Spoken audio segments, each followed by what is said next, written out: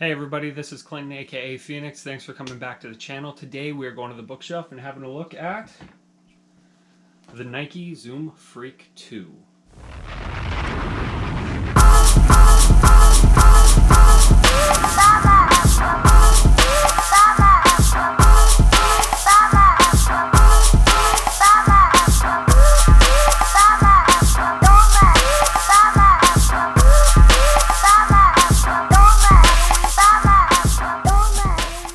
Alright, so this is the Nike Zoom Freak 2, the second shoe of Giannis Antetokounmpo, the reigning MVP. Last year's shoe, in my opinion, was a big disappointment. No cushioning, no traction, no real tech of any kind, but it sold really well. A lot of people liked it. This year, Nike went out to make the perfect shoe for the Euro step. And now the question is, did they pull it off? Alright, so I'm going to do things a little bit differently with this shoe. Since Nike built it from the ground up for the Euro step, I'm going to review it from the ground up, which means we are starting with the traction. So here's the traction on this shoe. This year they've gone with a spiral pattern with a bunch of nubs up front. I gotta say, it works really, really well. I've had no issues with this traction, indoor, outdoor, a little bit of dusty court. It doesn't matter what surface you take this on, this grip does great. Now I've only tried with the solid black outsole. I don't know how the other ones are performing yet, but I've had a feel of the rubber compounds on some of the other colorways, and they all feel like they're gonna do great. In the heel here, they've gone with some storytelling elements. You know, they've got every member of Giannis's family in here, one way or the other. And you know, it doesn't really make a difference. The traction's solid. It was the biggest letdown of last year's shoe, and they have fixed it. So for the Euro step, you know, you're coming in full speed sometimes, making some really hard change of direction cuts on one foot, and this shoe, gotta say, it has every bit of traction you need to make that move. It is phenomenal. You could not ask for more out of it. Alright, so next up is the cushioning. It's kind of odd. A little bit of foam cushioning to it, and Nike's bragging about their Air Zoom unit in it. Weirdly, they've got it marked in the back, but there is nothing there. It's just this foam, and honestly, you sit in this foam right along here. So half of this stuff isn't doing anything. It's just for design looks.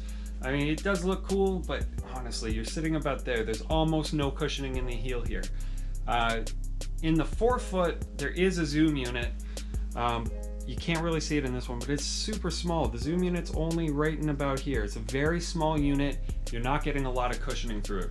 You're getting incredible court feel, which is really good for the Euro step. Honestly, it makes it a very stable shoe laterally. You know, there's no real worry that you're gonna go make your hard cut and the cushioning is gonna bottom out on you and you're gonna feel off balance, maybe roll your ankle. Nothing like that whatsoever is gonna happen in this cushioning. But also with this cushioning setup, no cushioning is gonna happen. So if you've got some older knees, lower back pain, don't go for this shoe. If you aren't worried about that and you just want to be as quick as possible on court, it's going to work really well. My big problem with the cushioning is the price of the shoe. This has almost an identical cushioning setup to the Nike Mamba Fury. Alright, almost no cushioning in the back, small Zoom unit in the front. The Mamba Fury goes for 130 Canadian. This goes for 170 Canadian. So it's a huge price difference for bad cushioning. Honestly, for 145 regular price, you can get the PG4, which has full length air, real nice foam cushioning underneath it, much better cushioning. For the same price, you can go get the Kyrie 7, which has a huge Zoom turbo unit under the forefoot and a better cushioning setup in the heel. Or you can go with the Jordan Westbrook Why Not 0.3, which is an almost identical setup to the Kyrie. It's an articulated Zoom unit up front. It's massive compared to this. Both of those shoes at the same regular price, I think would be better options if you need a little bit of cushioning. If you're out here just for court feel, this is the guy you want to go with though.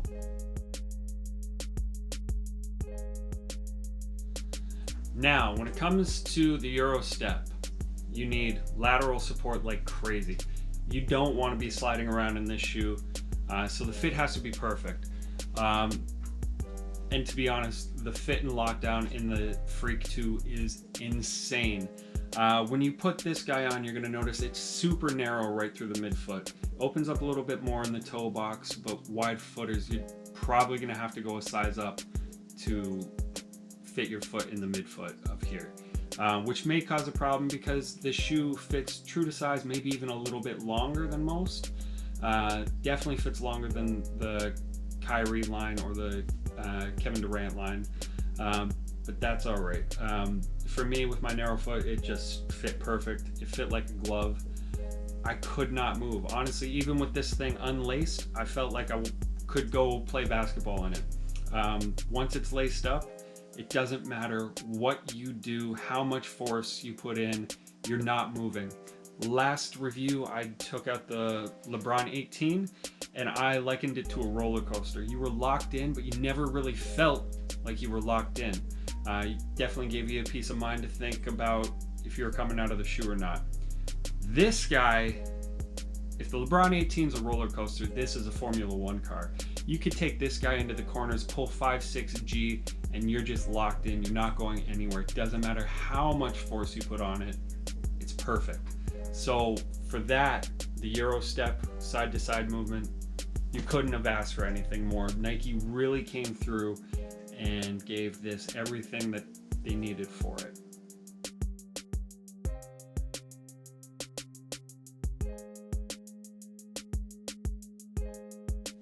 All right, so for going up and coming down,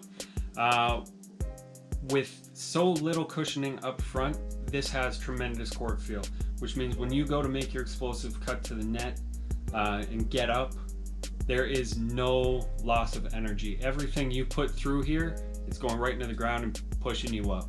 It doesn't really give you anything out of the Zoom unit. If we're honest, it's so small, it doesn't make a difference. But there is no energy loss. If you have a ton of cushioning through here, like the LeBron 18 again, when you start making that downward motion, you got to fight through the cushioning to get there and then go back up. That's where the Zoom unit is supposed to give you that energy return, which in some shoes it does, some shoes it doesn't, depending on the Zoom setup. This guy, no energy loss, whatever. You go up as high as you can. It's great. It is also the kind of shoe that makes me want to hang on the rim for as long as possible because I do not want to come back down in this shoe. There is no impact protection whatsoever. The heel here, it doesn't compress. There's nothing for it whatsoever. So when I played in this, I could feel it in my legs, lower back, ankles for 2 days after I played. And I wasn't running up and down playing hard, aggressive, full court basketball. I was playing half court basketball outside. Yeah, the outside surface is a little bit harder on the body than indoor courts with a proper floor, but still, it was ridiculous. There's no cushioning. You're going to have some recovery time in this shoe if you're a little bit older. Younger kids, you guys bounce back from anything. You're not really going to notice it. But I would not play in this shoe if I was planning to play again the next day. Let's just put it that way.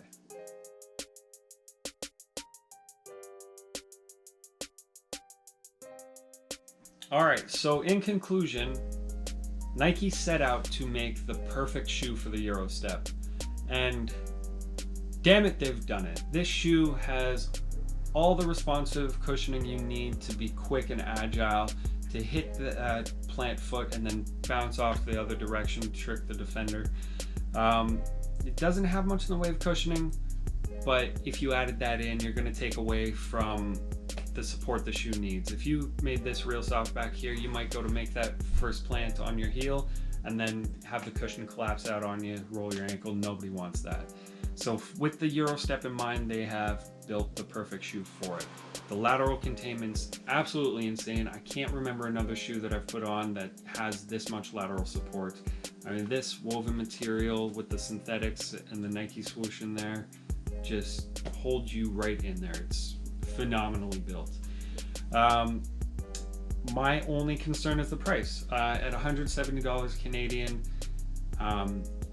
you can get a better shoe. Okay, you can get the Kyrie 7, which has a better cushioning setup.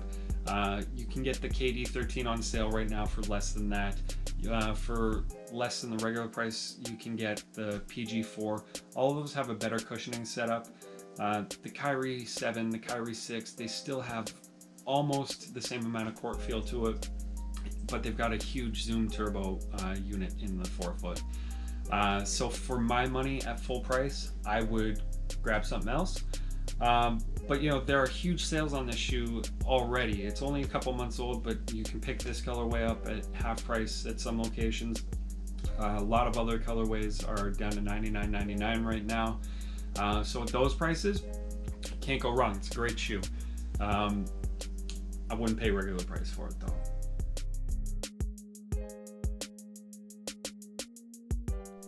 All right, so that wraps up everything on the Nike Freak 2. So we're just gonna put that back on the bookshelf.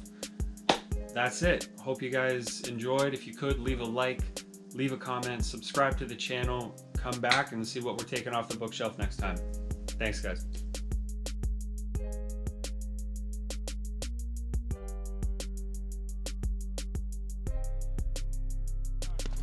That's game.